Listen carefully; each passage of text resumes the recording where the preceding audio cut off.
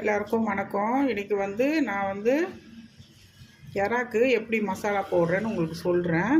இது 1 கிலோ எறா, 1 கிலோ எறா டைகர் எறா அது வாங்கியிருக்கேன். இது நடுவில் இது கத்தியால் இதை கட் பண்ணி இது உள்ளே இருக்கிற குடலை எடுத்துடணும். இல்லைன்னா அது சாப்பிட்றப்போ ஒரு மாதிரி நரன்னு இருக்கும், வயிற்றுக்கும் ஆகாது.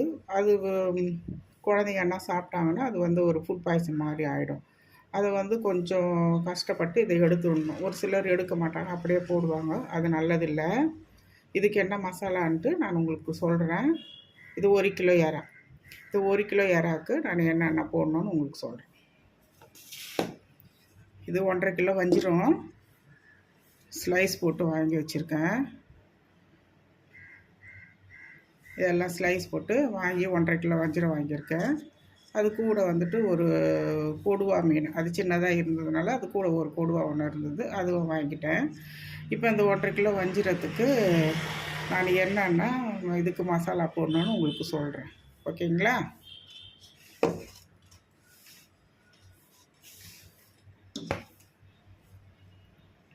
இது 1.5 கிலோ வஞ்சிரத்துக்கு மிளகாய்த்தூள் 4 ஸ்பூன் எடுத்திருக்கேன். உப்பு ஒரு 1.5 ஸ்பூன் எடுத்திருக்கேன். மஞ்சத்தூள் 1 ஸ்பூன் எடுத்திருக்கேன். இது கரம் மசாலா தூள் 1 ஸ்பூனு. இது சீரகமும் சோம்பு சேர்ந்து பொடி. இது வீட்லேயே அரைக்கிறது. கரம் மசாலாவும் வீட்லேயே தான் ரெடி பண்ணுவேன் நான். அந்த கரம் மசாலா பொடி அது எப்படி அரைக்கணும் இன்னொரு வீடியோவில் உங்களுக்கு சொல்கிறேன். இது லெமன் வேணாலும் நீங்கள் லெமன் போட்டுக்கலாம். அப்படி லெமன் இல்லைன்னா இந்த மீனுக்கு நான் லெமன் போட மாட்டேன். இது மாங்காய் பொடி. மாங்காயை ட்ரை பண்ணி அது பொடி பண்ணி இந்த வெயில் காலத்தில் வரும் இல்லையா மாங்காய், அதை நம்ம பொடி பண்ணி ட்ரை பண்ணி இதை தூள் பண்ணி வச்சுருக்கேன். நான் இது தான் போடுவேன். டேஸ்ட்டும் நல்லாயிருக்கும், ஒரு டிஃப்ரெண்ட்டாக நல்லாயிருக்கும். இவ்வளோதான். 6 ஐட்டத்தை நான் போட போகிறேன். மிளகாய்த்தூள், உப்பு, மாங்காய் பொடி, மஞ்சத்தூள், கரம் மசாலா, இது சோம்பு சீரகம் பொடி. இவ்வளோதான். இதை போட்டு கலக்கிடுவோம்.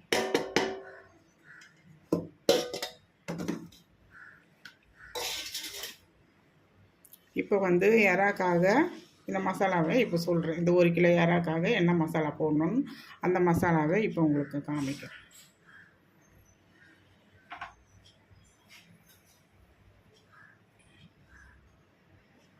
இது கார்ன்ஃப்ளவர் மாவு 1.5 ஸ்பூனு, மைதா 1 ஸ்பூனு, கரம் மசாலா, சீரகம் சோம்பு தூள் அது மிக்ஸ் பண்ணது, இது மாங்காய் பொடி,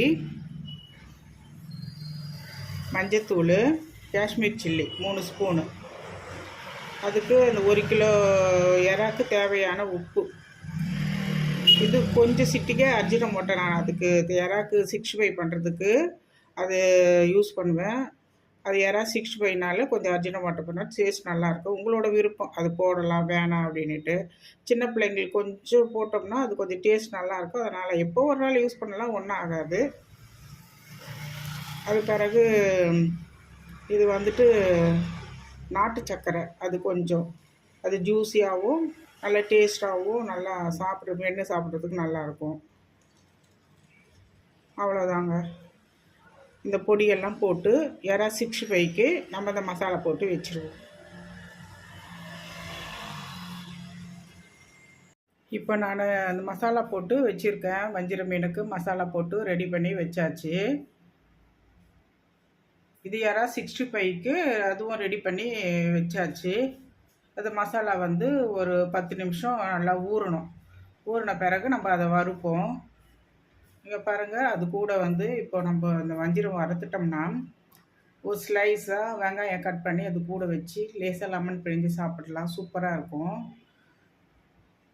இதுக்கும் எறாவுக்கும் இதே மாதிரி லெமனை இப்போ லேசாக பிழிஞ்சு ஒரு வெங்காயம் கட் பண்ணி சாப்பிட்லாம். வெறும் நம்மவை 65 சாப்பிட்லாம். சாப்பாடு கூட பிள்ளைங்க யூஸ் பண்ண மாட்டாங்க, அது வெறும் நம்மவை சாப்பிட்ருவாங்க. அவ்வளோ சூப்பராக இருக்கும்.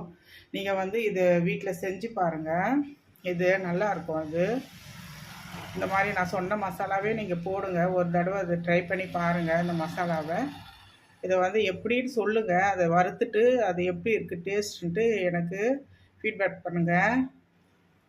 இந்த வஞ்சிரத்துக்கும் அதே மாதிரி நான் மசாலா போட்டிருக்கேன். அதுவும் நீங்கள் அது மாதிரி பண்ணி வீட்டில் செஞ்சு பாருங்கள். நல்லா டேஸ்ட்டாக சுவையாக இருக்கும். எல்லோரும் நல்லா சந்தோஷப்படுவாங்க வீட்டில் செஞ்சு கொடுத்தோம்னா. ஒரு தடவை நீங்கள் இப்போ செய்கிறத இருக்கட்டும், இருந்தாலும் இந்த மாதிரி ஒரு தடவை நீங்கள் ட்ரை பண்ணி பாருங்கள். நல்லாயிருக்கும், சூப்பராக இருக்கும்.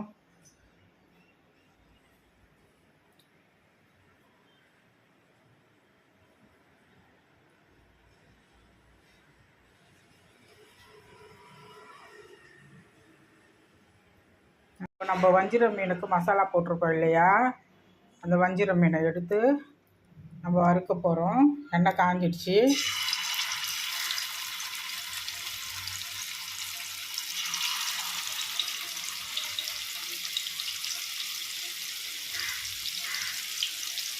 இது ஒரு கொடுவா, இது ஒரு கொடுவாவும் நம்ம எடுத்து வறுத்துப்போம்.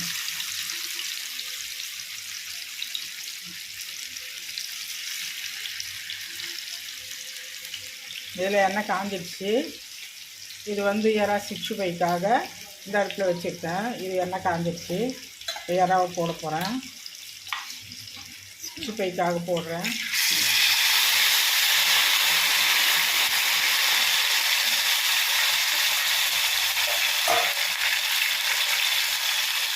இது இறா 65.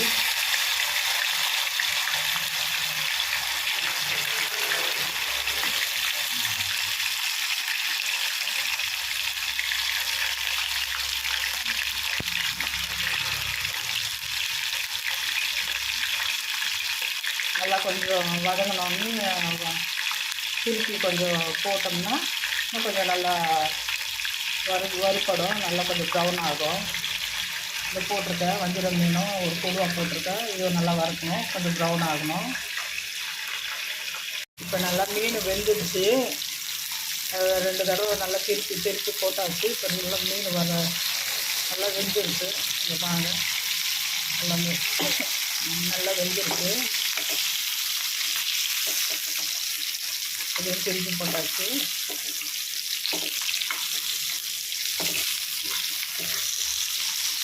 நல்லா வெந்துடுச்சு, திருப்பி போட்டாச்சு.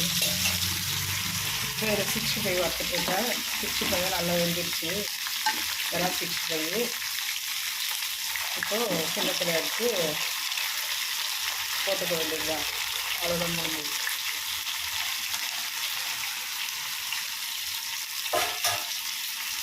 இறா 65 வறுத்து ஒரு கிண்ணத்தில் போட்டாச்சு. போட்டு வச்சுருக்கேன். இறாவை போட்டு வச்சுருக்கேன். 65 அது இறா 65. இப்போ நம்ம மீன் வறுத்துட்ருக்கோம் இல்லையா, அதை எடுத்துருவோம். அதுவும் வெந்துடுச்சு.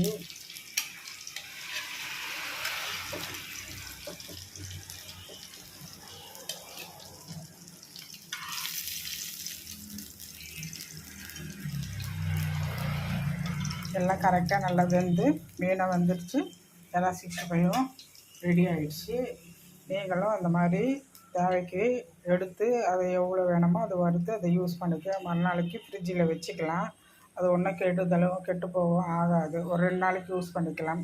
தேவைக்கு எது சூடு பண்ணி நம்ம அன்னைக்கு மட்டும் நம்ம எடுத்து சூடாக நம்ம வறுத்து சாப்பிட்டுக்கலாம்.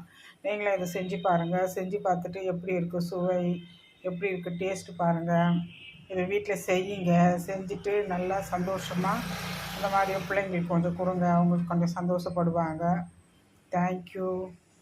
இங்கே பாருங்கள், இறா 65, வஞ்சிர மீன், சிக்கன் பிரியாணி. இது உங்கள் வீட்டில் உங்களுக்கு பிள்ளைங்களுக்கு எவ்வளோ தேவையோ அது தேவைக்கு ஏற்ற மாதிரி கொஞ்சம் எடுத்து நீங்கள் வறுத்து யூஸ் பண்ணிக்கலாம். ஓகேங்களா? தேங்க்யூ.